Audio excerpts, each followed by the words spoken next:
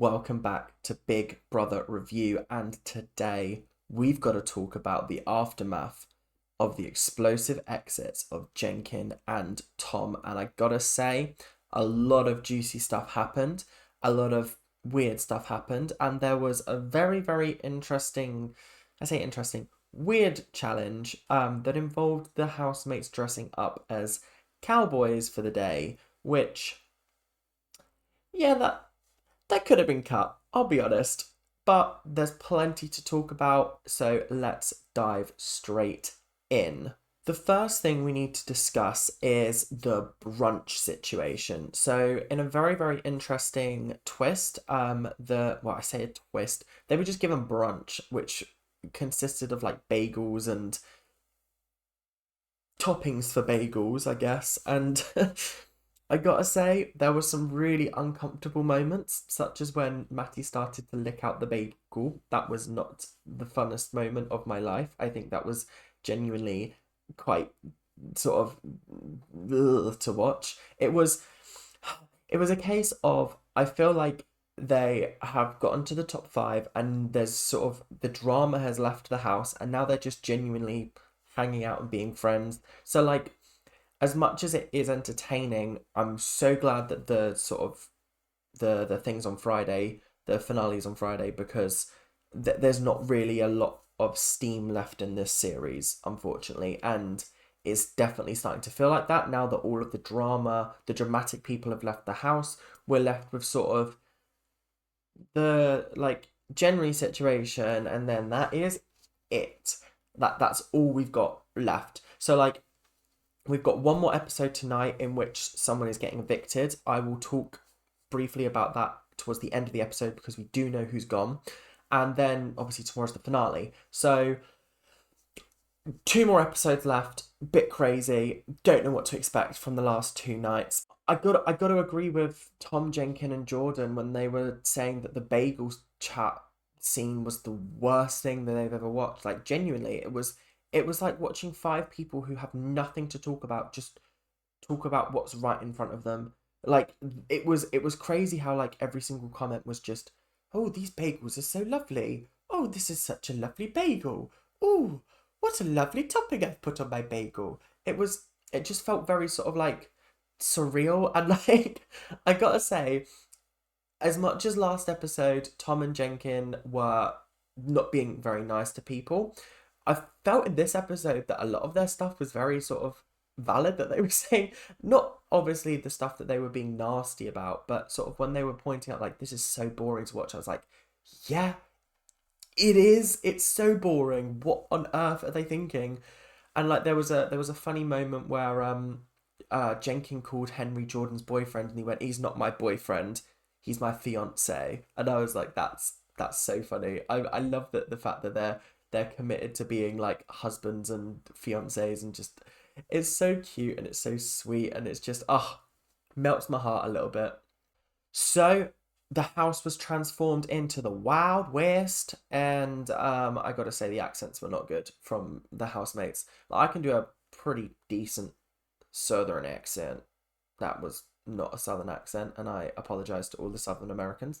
I can do it better when I'm not trying to do it, if you get what I mean. But it was so cringy to watch them try. I gotta say, the outfits were actually the highlight of the whole episode. They were really, really funny and it was nice. It's nice that they've got them to dress up and be silly because I think that's one of the things that I enjoy about Big Brother is when they make a fool of themselves in the tasks and dress up and just have fun because it makes the whole thing so much more enjoyable. And I gotta say, they absolutely went to the next level for this. So that was a good part of the challenge. The tasks themselves, they weren't as fun, I gotta say. They felt very much like they were just put in to keep the housemates entertained rather than to serve any actual purpose. And I gotta say, I feel like that's what a lot of these challenges have felt like. They felt like they are there purely for the entertainment of the housemates rather than the entertainment of us, which is fair. That's fine. But the issue then comes with the fact that the highlights episodes are focusing on said tasks rather than focusing on other conversations that we could have been seeing throughout the house. So there's a lot of stuff to juggle. There's a lot of different stuff that's interesting, that's not interesting. I don't know. The issue then comes down to what the actual tasks were. Rather predictably, they had a mechanical bull, which was actually it's actually quite funny to watch them. There was a funny part where Henry was on it, and Jenkin or Tom was like, "I bet you wish that you were the bull," and he just went yes or something like that, and it was just quite a funny comment. But they basically had to stay on for a collective time of 5 minutes, which is wild. I don't know if you guys have ever been on a mechanical bull. I don't even think I've been on a mechanical bull. Maybe once in my life. Maybe. But like they are violent. And like most people cannot hack it for longer than like 30 seconds. So there's only five of them in the house. So each one of them would have had to have stayed on for at least 1 minute in order to get the prize. But they did manage to beat it. But then I don't remember what they won. I didn't write it down, and I don't think they did win anything. So like, actually, what was the point? I'm trying to think. What did they win? I don't know. This is what I mean. It's not properly conveyed to us. I feel like this series has been sort of very much a soft launch for the show, and then next season they're working out all the kinks with this series, and then they're going to come back and it's going to be a tight experience next year, which I think will be really really good. The second challenge that they had to endure was um, it's something that they've done a lot on the American version of the show. I think they do it like every season at some point, but it's the one where you slide a glass or you slide something along, and where it stops is either how many points you get in the American version, or this time they had to do a shot of whatever was along it. Now they were really cruel with this. I was expecting it to be like yeah, there were just some vile things that they had there. Matty had to do no, Olivia had to do pickle juice. Henry had to do mustard. Matty had to do hot sauce, and then Noki and Yinran had to do Worcestershire sauce. Um, it actually reminds me of that American meme where it's like the wash your sister sauce. Why are you washing your sister? um, but yeah, it was an odd collection of ingredients, but also it made it so much more of a punishment. However, this is the issue with this task is it really felt like every single option was bad, whereas there should have been multiple good options and then multiple bad options. So depending on where you slid it, you could have got a bad one or a good one, and I think that would have made it more interesting to watch, because knowing they were going to get a bad one regardless was just, oh, okay, well, what degree of bad are they going to get? And then it kind of lost the excitement, and it lost the sort of the flair and the passion that I wanted from this task. Also, they only did it once each, so I was like, oh, so they've set all of this up for actually nothing. Like, what's the point? They could have rinsed the shot glasses out and done again. So we got to see sort of the brief moments leading up to the double eviction last night, as well as sort of some moments afterwards, which we didn't get to see because of the because Late in Life started.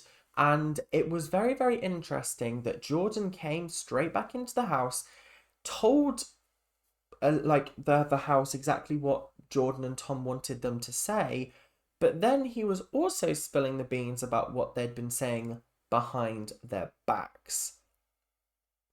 So there's been a lot of talk about the fact that Jordan has been playing a game, or he's not necessarily making true friendships with people, and a lot of people jumped on the bandwagon of he's sitting in that room laughing along to Jenkin and Tom, and chatting about how, oh, bloody bloody bloody blah. He's not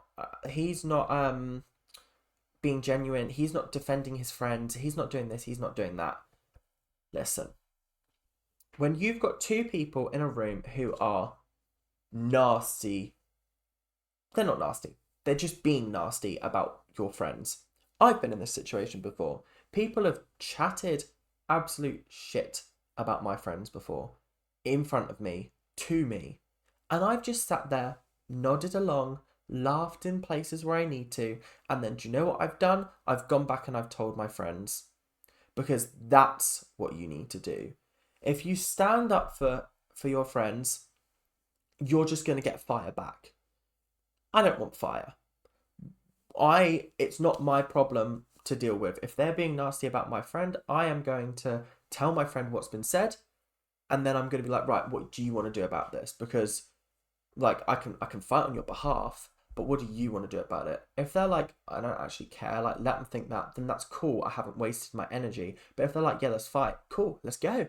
Let's go. Absolutely. But like, it's an intel mission. And what he's done is he's gathered all the intel, and now he's gone back and he's told Yinrun exactly what they've said about her. The fact that they think she's childish, the fact that they think that she's 25 and she should grow up. He's said multiple times that he thinks she's genuine. He said it at the start of the episode that he thinks that she's genuine. And I think this is proof. He was just doing what most people would do and collect the info, collect the info. Here's what this person said about you. Because when you lull people into a false sense of security, they will tell you anything.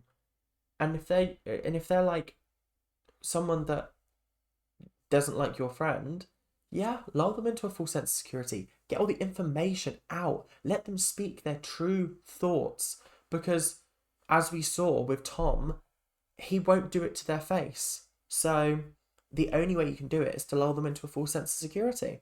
I know that's really toxic, but that's just yeah, that's just how you got to play games in life. You got to play. Don't hate the player, hate the game. As for Olivia, she was devastated that Jenkin and Tom seemed to have turned on her after they left, and it's sad because I do think that she just fell in with the wrong crowd. She had Hallie and Kerry, and like she was good in that trio, and then she lost that trio, and then she clung to Paul, and then that happened, and then she was part of the Foul Four, but now she's out of that. She's a joy to watch, and she's so lovely, but like for so long, it's just been like, so frustrating to watch her because she could be quite nasty sometimes, but I do think that's a product of who she was hanging around with. And she probably did think that Jenkin and Tom were genuine friends, but as she said, what was I meant to do? Cry about the fact that they'd left? No, I was happy that I hadn't gone. So like, I was upset for a bit, but then I was like, do you know what? I'm just glad I'm here. And I was like, that's exactly how you should feel about the situation. Yeah, you can be upset that people have gone, but just be grateful that you are still here, because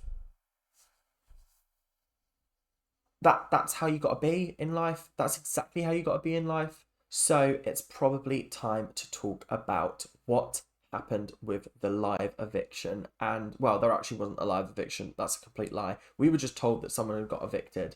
So I had predicted on Wednesday, no, yes, on Wednesday, that the top six would go as follows: sixth, Matty; fifth, Noki; fourth, Olivia; third, Henry; second, Jordan; first, Yinrun.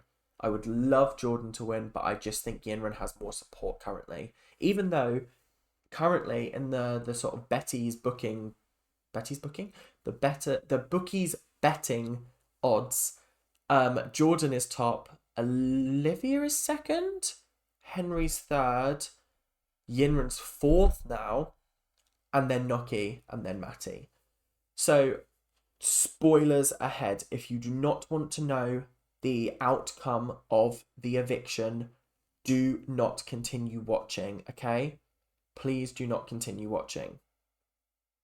Okay, now that no one's clicked off the video because no one actually cares who's gone, Matty was the person who left. And apparently the way that they've done it is crazy. So they revealed that they were doing letters from home, and I was like, oh God, letters from home. We've already had the pictures from home back in week 2. We've had the visits from home in week 5. Yeah, week 5. And now we're getting letters from home. It's like, oh, you've only been in there 6 weeks. It's not like you've been in there a lifetime. Come on. However,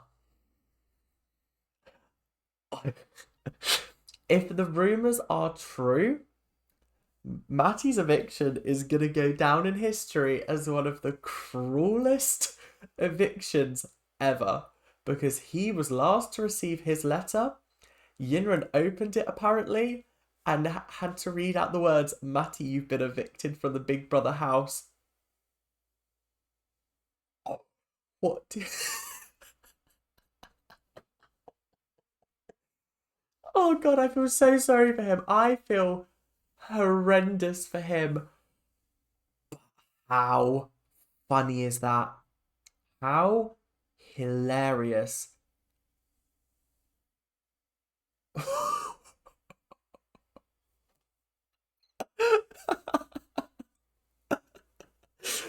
Oh, I actually can't. It's actually too funny. Like, I knew he was going next, but I really thought they would do a live eviction. So when they didn't do a live eviction, I was like, something's up. And then they were like, oh, apparently they've already left the house. And I was like, what? And then we found out on the live stream that Matty was gone. And apparently it turns out that he went during the letters from home.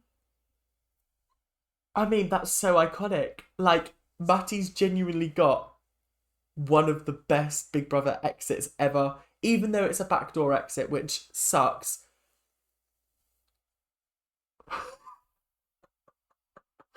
Oh, it's so funny. It actually is. No, no, I kid, but it is very, very funny. And I think that this is exactly the kind of thing that Big Brother needed to pull as the last eviction, was just a shocking letter opening, you've been evicted.